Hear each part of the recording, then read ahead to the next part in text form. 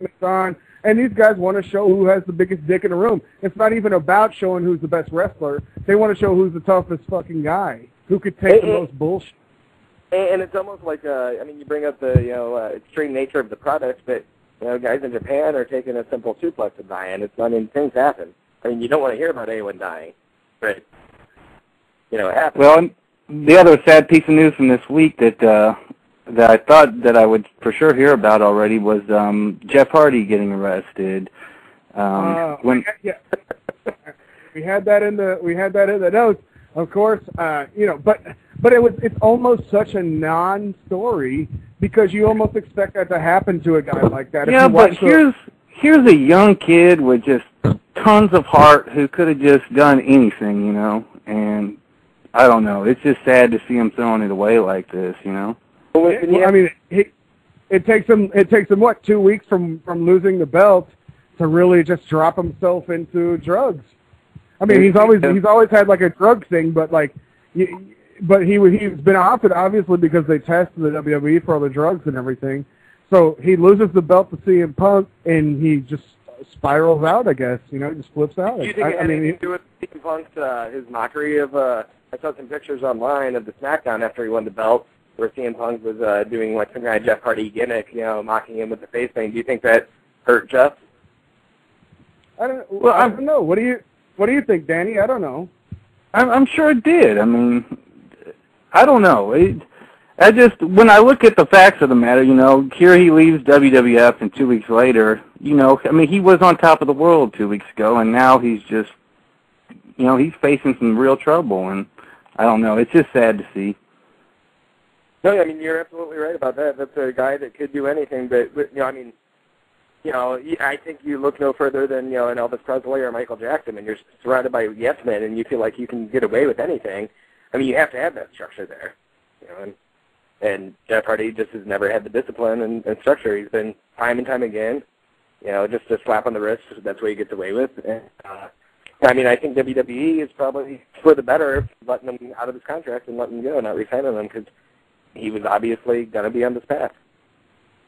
And this time he may not get away with it, you guys. I mean, he may, because they're talking about opium trafficking, and that's a lot of time, that you're looking at in jail. He'll never, if he ever gets, he'll get out, but if he gets out, he'll never, ever be Jeff Hardy the way we have known him. Even up to 2 weeks ago when he was doing the swantons off the top of the ladder and stuff, he'll never be that guy again when he gets out. So we've really seen the last.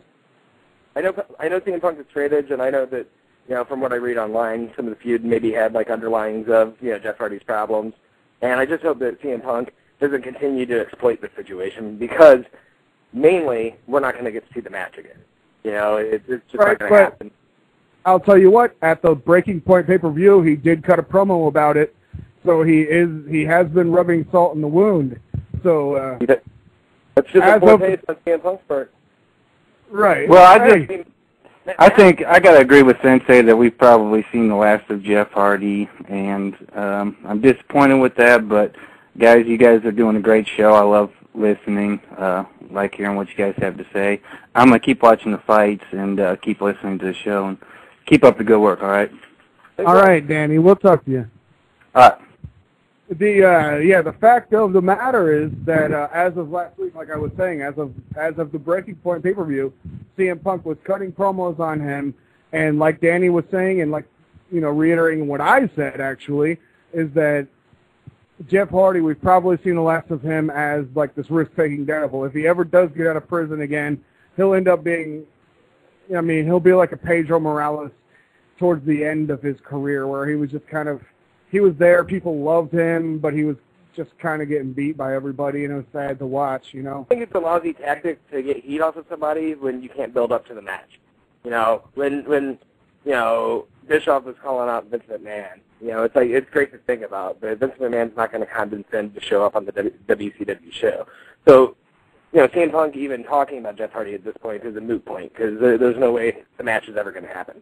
Maybe Matt's going to take a step. But what is Matt doing then? He's sticking up for a drug addict. I mean, that doesn't exactly put him in a favorable light with the fans. Right. Well, what are you going to do? Anyway, at the end of at the end of this, we're down to the wire.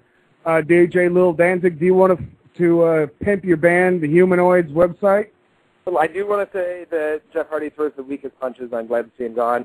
Humanoids rule. It's myspace.com, Humanoids Roll Earth, or just roll. I'm not a big, mark for my own band or anything, but just type in, the computer, look up Humanoids, rockin'. Right, or just, check out awesomebomb.net. You could get to the Humanoids from there. And other than that, just check out awesomebomb.net. Come back next week. Look us up on all the torrent sites, on Mega Upload if you're there. Anywhere you can fucking find this show. Blog Talk Radio /awesomebomb. Download this cocksucker. And we will see you next fucking week. Miss Utah, keep running from home.